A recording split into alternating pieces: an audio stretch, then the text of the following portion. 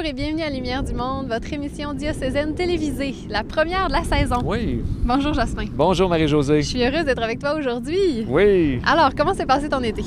Bien bel été. Entre autres, on est passé, toute ma famille, à Toronto pour le 10e anniversaire de la Journée mondiale de la jeunesse. Alors, des belles retrouvailles, environ 80 membres du personnel. Beaucoup de souvenirs. On a rêvé à la pastorale jeunesse de demain aussi. Wow!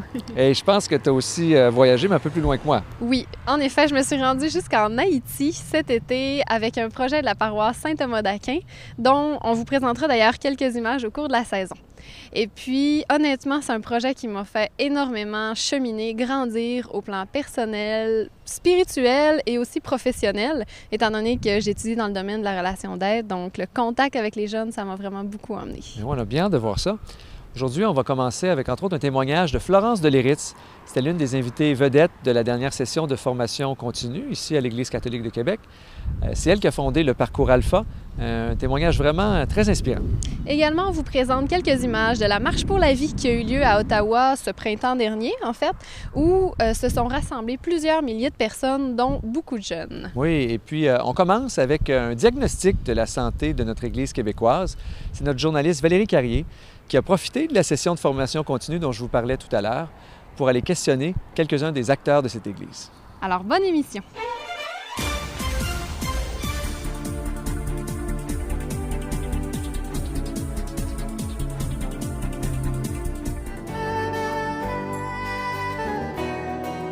Je vais vous faire rejouer un peu au médecin cet après-midi. Quel diagnostic on peut faire de l'Église d'aujourd'hui, l'Église catholique? Une question complexe. D'ailleurs, pour y répondre, ce que j'ai fait, j'ai interviewé par sondage 500 personnes du diocèse de Québec. Justement, cette question, savoir qu'est-ce qu'ils pensent de leur Église, qu'est-ce qu'ils pensent des autres catholiques, quelle relation qu'ils ont à Dieu, aussi quels besoins spirituels qu'ils expriment. Donc, le diagnostic, si on veut, pour rapport à l'Église, il y a un diagnostic de constat qu'il y a du travail à faire. En même temps, bien qu'on parle de diagnostic, il y a un chemin de guérison. Puis j'y crois fortement, mais dans l'espérance dans le Seigneur. Mais il nous demande de faire peut-être un peu de travail d'introspection pour nous tourner vers l'avenir, sans nécessairement négliger l'ampleur du travail qu'il a effectué. J'aime mieux vivre aujourd'hui qu'il y a 50 ans, dans mon Église, qui bouge, qui vit des difficultés qui sont très grandes. Et quand je parle de mon Église, c'est mon Église au Québec. Il se passe des choses qui, d'une certaine façon, sont douloureuses parce que le peuple découvre ses pauvretés. En particulier, les églises qui étaient pleines sont vidées. Mais pour moi, c'est plus sain que d'avoir des églises pleines et que ce soit la pression sociale qui tienne des gens dans l'Église. Les gens sont à l'extérieur pour la même raison, c'est les pressions sociales. La mode a changé de bord ou les pressions ont changé de bord. De telle sorte que ceux qui s'engagent ou celles qui s'engagent en Église, ils le font par conviction. Et tout partout, on voit que des personnes cherchent Dieu, essaient de découvrir leur relation au Seigneur. Et c'est plus authentique, à mon avis. L'Église actuelle semble en difficulté, un peu dans un état de crise. Mais je pense que c'est davantage un passage, on dirait de l'Ancien Testament au Nouveau Testament, mais dans le sens d'un passage où est-ce qu'on aura peut-être à laisser des choses pour s'ouvrir à du neuf, à du différent, à cause de la société qui a évolué très vite. On entend parler beaucoup de petites choses qui se font dans les paroisses, dans les groupes communautaires. Alors, c'est une parole qui se dit différemment. On dit que les églises sont vides, mais à quelque part, il y a beaucoup de petites églises qui naissent au niveau des petits groupes de partage, dans les familles, dans les rencontres sociales. Parce que pour moi, la parole qui circule, la parole qui se dit, la charité aussi, la solidarité qui se crée, c'est pour moi l'Église, la façon à l'Église d'être vivante. Alors l'Église du Québec, je la vois en chemin, en passage, en conversion. Il y a un temps qui est passé et je pense que nous avons pris le tournant. Il y a du neuf qui est en train de germer et nous cheminons dans une étape où on ne sait pas trop encore où aller, mais où on entrevoit déjà une lumière vers la terre promise. Pour que ce passage continue, je pense que tout d'abord, nous avons à être attentifs les uns aux autres, à nous mettre à l'écoute des uns des autres, à se laisser inviter, comme disait l'abbé Montminy ce matin, à être lucide surtout aussi, à reconnaître ce que nous vivons en tant que personne, en tant qu'équipe, en tant que communauté, ne pas nier la réalité difficile que nous avons à vivre, mais à célébrer le deuil, à laisser un passé et à se donner de l'espérance ensemble pour demain. Je pense qu'on a une Église qui actuellement est un peu déboussolée parce qu'elle a vécu plusieurs chocs. Moi, j'ai l'impression que l'Église ressemble à un organisme qui est en pleine transition. Beaucoup de choses à assimiler, beaucoup de choses à vivre en même temps. Je pense qu'il y a des deuils, il y a des blessures, il y a en même temps une vie qui est là et qui est magnifique. L'Église actuelle, moi, je la trouve fragile. Et je ne suis pas déçu de sa fragilité. Au contraire, je pense que c'est une occasion qu'elle vit en ce moment de peut-être se décentrer à nouveau d'elle-même. J'ai l'impression que l'Église, quand on a des moyens, c'est normal, on fait ce qu'on a à faire, on avance, on ne se pose pas trop de questions. Le monde actuel, la situation actuelle demande à notre Église un temps d'arrêt, un temps d'humilité, un temps de reprise, de retour à l'essentiel. Hier, on avait l'abbé Montminy qui nous a rappelé l'importance d'écouter ce qui se passe. Hein? Qu'est-ce qui se passe dans le monde actuellement, puis comment être en même temps à l'écoute de l'esprit. C'est les deux réalités qu'on doit tenir ensemble. L'écoute du monde, des besoins du monde, puis l'écoute de l'esprit, de ses appels, de ce qu'il fait en nous, puis autour de nous, puis ailleurs. On avance dans la confiance, pas dans le programme, dans la confiance. Puis là, on est plus dans l'ordre d'une expérience relationnelle profonde. Ce matin, on avait le témoignage d'une femme extraordinaire, une missionnaire enflammée, et qui a été capable, et c'est rare, de prendre un recul sur son élan missionnaire, puis d'accueillir des interpellations qui lui ont été faites. Et c'est le défi. Plus on est passionné, des fois, on avance en avant, on ne regarde pas par en arrière. On fonce. Mais en même temps, d'être capable de dire « on s'arrête, qu'est-ce qui s'est passé? Oh, là, il y a peut-être des correctifs. » Et de développer une attitude que j'appellerais missionnaire, moi, dans le monde d'aujourd'hui, c'est celle de dire « je carbure à la passion, l'enthousiasme qui m'habite, puis en même temps, j'ai suffisamment d'humilité pour pas croire, en tout cas m'illusionner, que je l'ai l'affaire, puis que c'est comme ça que ça doit se passer. »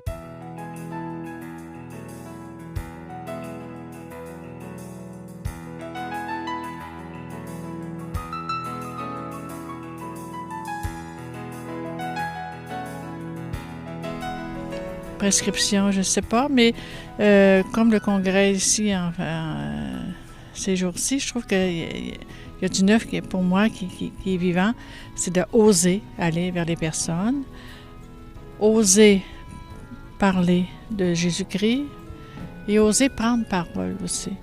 Et c'est bon de reconnaître que Dieu est présent dans la simplicité de notre quotidien, ce qui fait que je suis unique et que chaque personne est unique.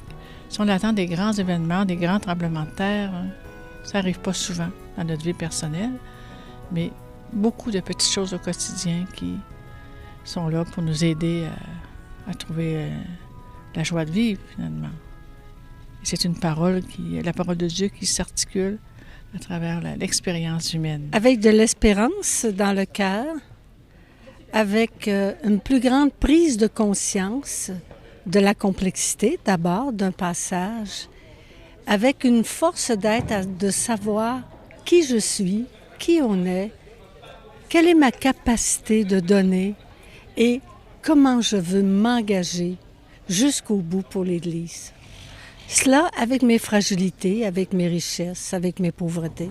Peut-être que moi aussi, j'ai à faire une introspection sur mes pratiques pastorales. On est appelé à des conversions pastorales, mes pratiques missionnaires. Puis est-ce que j'essaie toujours d'être comme tout-puissant, indispensable, ou est-ce que j'accepte tranquillement de former d'autres leaders puis laisser à d'autres de prendre leur place? Il y a un mystère pascal là-dedans, puis Jésus l'a fait. On vient de fêter l'Ascension, Jésus, il s'en va. Puis il laisse à ses apôtres un mandat missionnaire. Mais il faut qu'ils partent. Puis nous, si on ne veut pas partir, si on veut toujours tout prendre sur nos mains, bien, on ne laisse pas à d'autres l'occasion de prendre leur place. Moi, c'est former des consciences adultes, des gens capables de juger par eux autres mêmes, pas par complaisance ni par conformisme, mais par conviction, comme on dit, et être capable d'assumer leurs convictions, de vivre de leurs convictions. Ça, c'est de la santé. C'est de la santé et c'est comme ça, à mon avis, qu'on va bâtir l'Église. Dans le fond, c'est former des adultes dans la foi, capables de conviction puis de compréhension. Premièrement, les gens ont manifesté clairement qu'ils avaient besoin de recréer un dialogue avec l'Église.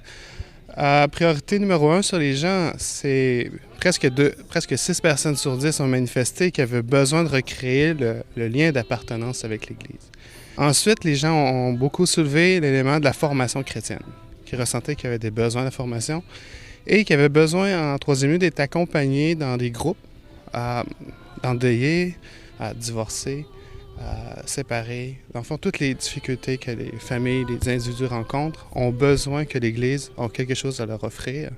Donc, c'est 3 grandes priorités, si on veut, que les gens ont identifiées, que l'Église... les gens aimeraient que l'Église propose quelque chose. Et d'une manière générale, les gens ont exprimé 7 personnes sur 10 quand même qui aimeraient que l'Église s'implique dans toutes les sphères de leur vie. Personnel, spirituel, engagements sociaux. Donc c'est comme un retour, si on veut, de la religion catholique sur la place publique. C'est ce que clairement les gens ont exprimé. C'est un renouveau parce que ça fait 40 ans qu'on nous dit que la religion catholique doit être privée. Et là, on voit une nouvelle génération qui veulent prendre de la place sur la place publique et exprimer leur foi. Il y a beaucoup d'informations, les gens ont beaucoup de besoins, on pourrait facilement s'y perdre. Et premièrement, ce serait de rencontrer les gens. C'est d'aller discuter avec les gens qu'on peut voir depuis 20, 30 ans, mais c'est de savoir concrètement, toi, aujourd'hui, quel serait ton besoin. C'est vraiment un processus de dialogue, communication, recréer les liens. Et je dirais aussi, les gens ont beaucoup exprimé manque de confiance envers l'Église, de recréer cette confiance-là. Pour moi, c'est très important pour la nouvelle évangélisation de vraiment obtenir, si on veut, la confiance des gens.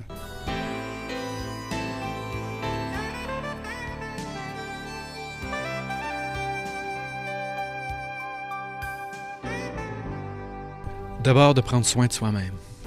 De prendre soin de soi. Saint Paul le disait à Timothée, prends soin de toi et de ceux que le Seigneur t'a confiés. Donc, le missionnaire doit prendre soin, le pasteur doit prendre soin de ceux qui lui sont confiés et prendre soin de lui-même. Et ça veut dire un travail permanent de conversion, mais pas de manière comme si on en avait un test à passer. Là. C'est pas ça. C'est d'être dans un mode d'apprentissage. Puis un apprentissage bienveillant. Dieu, il n'est pas là pour nous demander un compte sur notre performance apostolique, mais il nous invite à une fidélité. C'est pas la performance, la fidélité. Alors, suis avec moi, avance avec moi, puis on va apprendre ensemble. Nous l'entendons si souvent, vous et moi, ce besoin criant de formation. Les gens voudraient faire mieux, voudraient s'engager, mais disent « j'ai pas ce qu'il faut, je me sens pas prêt ». Je rends grâce à Dieu pour ces 2 journées et pour tout ce travail gigantesque qui s'est fait pour nous préparer et nous livrer des outils pour poursuivre notre mission.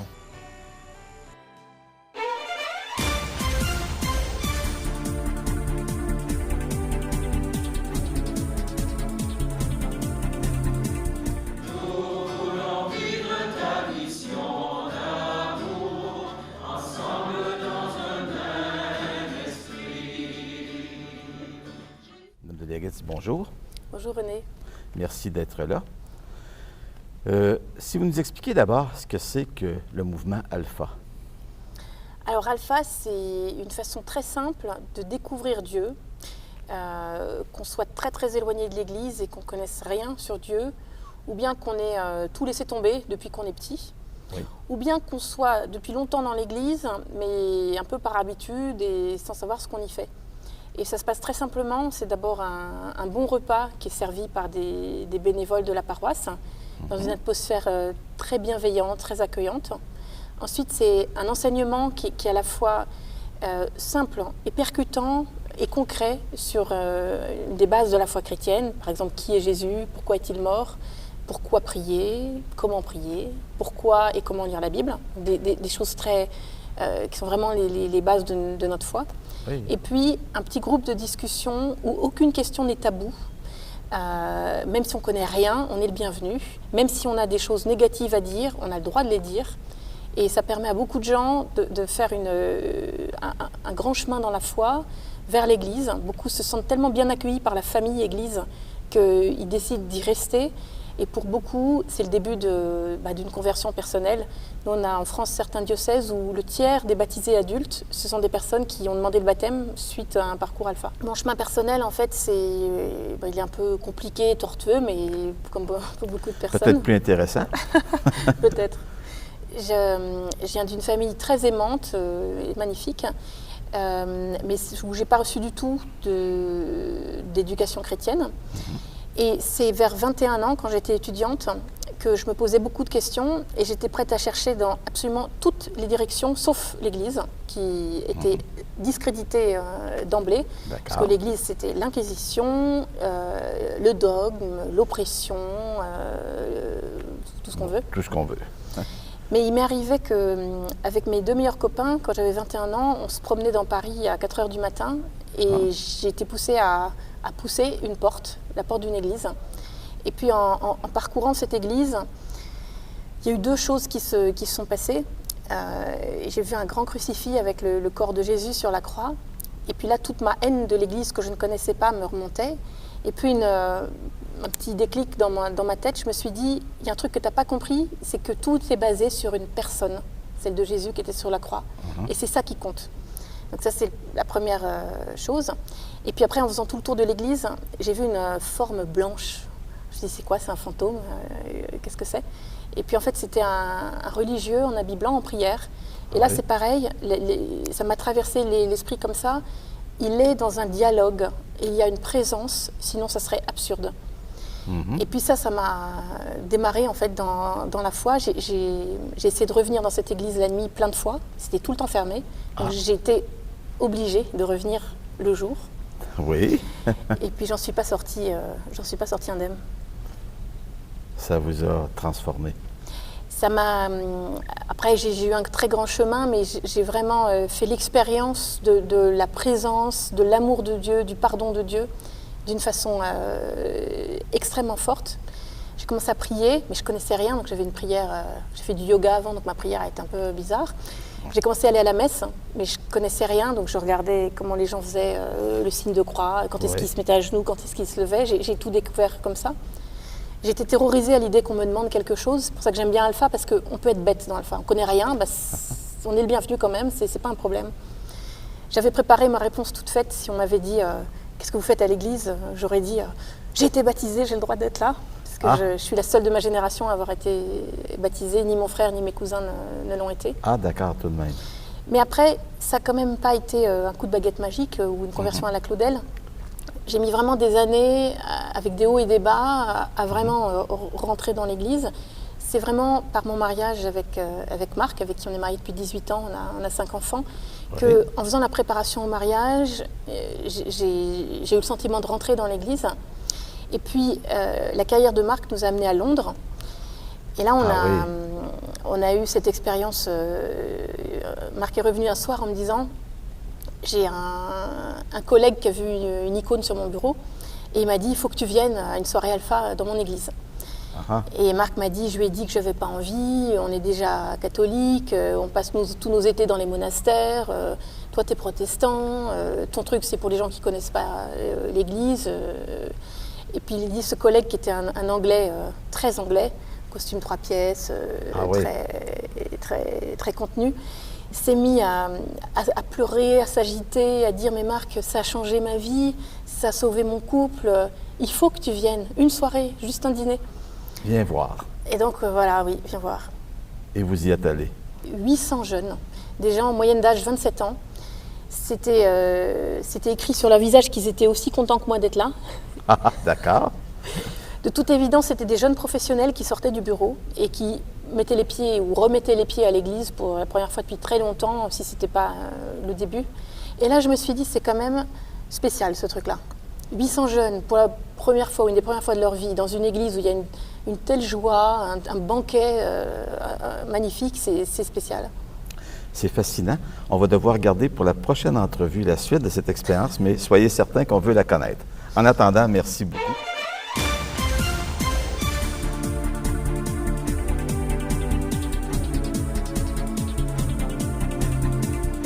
Dès qu'on est disciple de Jésus, on est du côté de la vie.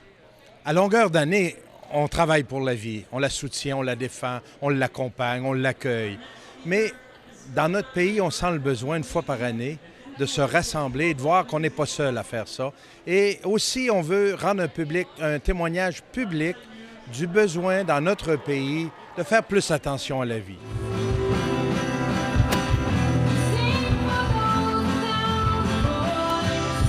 Le but de la Marche pour la vie, c'est comme, moi je le vois comme étant un genre de vague, une marée qui rentre et qui sort.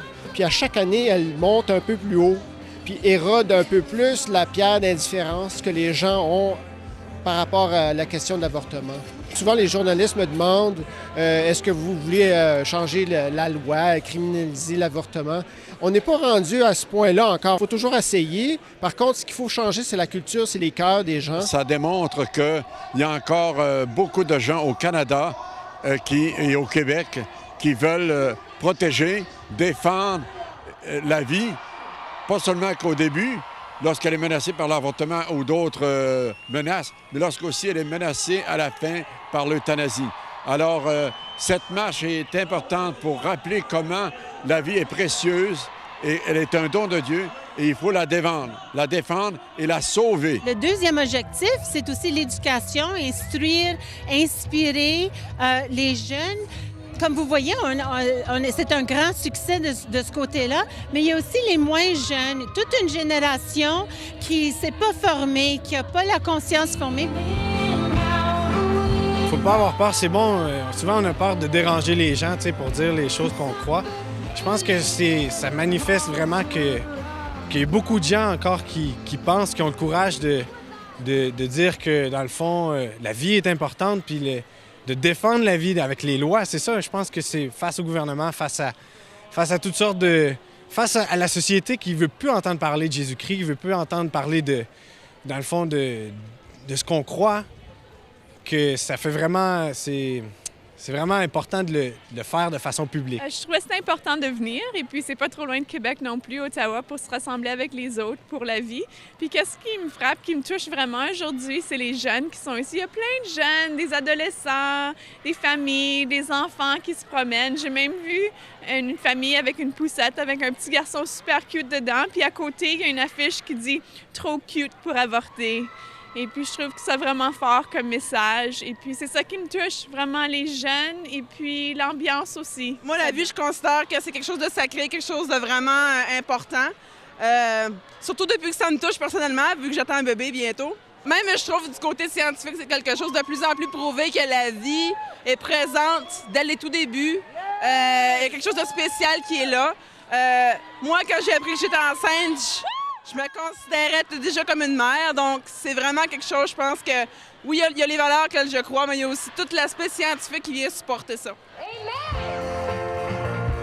L'organisation permet de faire du réseautage, les gens s'entraident, les écoles s'impliquent, les évêques s'impliquent aussi. Alors, tout ce travail-là ensemble, ça crée quelque chose d'encore plus intéressant, selon moi, que la marche elle-même.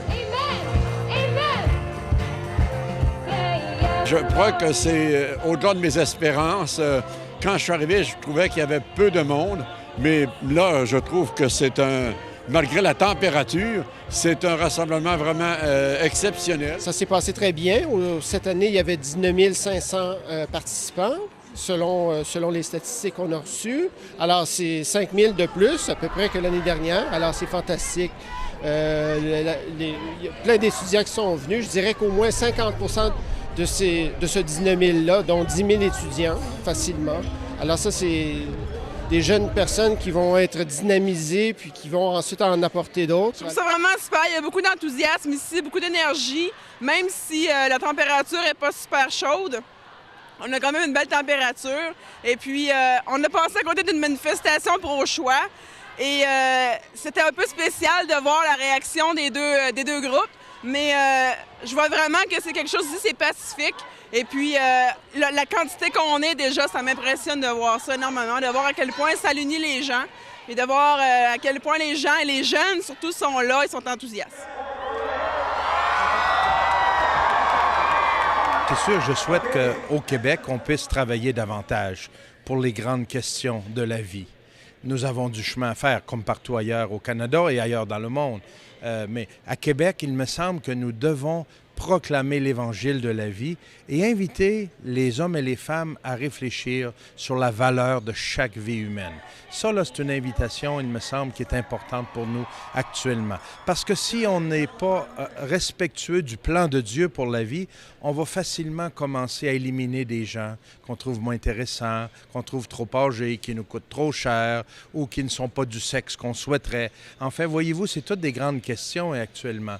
Il me semble qu'on a besoin de réfléchir vraiment sur les grands enjeux de notre société, les grands enjeux qui touchent la vie, parce que c'est une question pour les gens qui sont là aujourd'hui, mais pour notre avenir.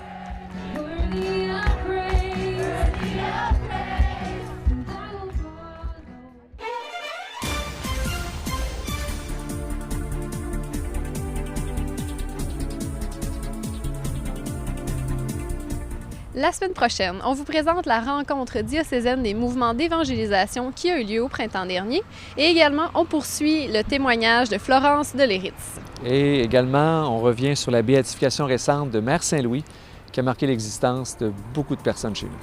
Alors, on se dit à bientôt, passez une belle semaine. Au revoir.